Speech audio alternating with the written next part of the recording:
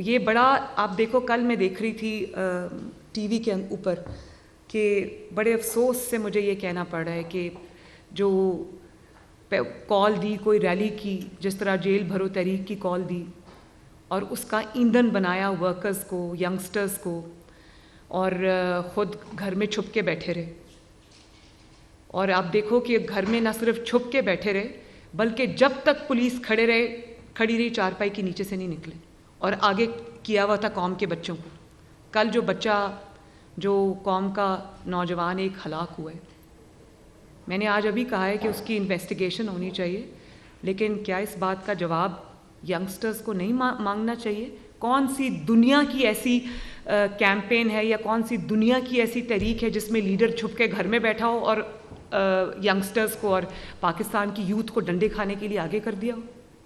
पाकिस्तान की यूथ को भी इस चीज़ का एहसास होना चाहिए कि ये जो उनको नारे उनको दिखाए जा रहे हैं या दिल फरेब ख्वाब दिखाए जा रहे हैं, उनकी हकीकत क्या है? उनको अपने बच्चे तो लंदन में बड़ी सेफ जगहों पे बिठाए हुए हैं, उनको कोई उंगली भी नहीं लगा सकता।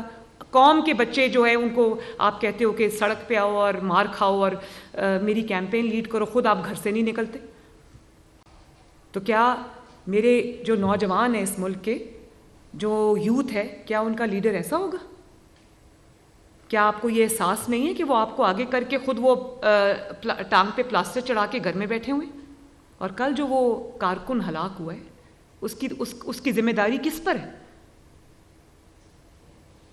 आपको ये फ़ख्र होना चाहिए कि मुस्लिम लीग नून में नवाज शरीफ साहब ने अपने कारकुनान को कभी अपनी शील्ड नहीं बनाया, इस मुल्क की यूथ को अपनी शील्ड नहीं बनाया।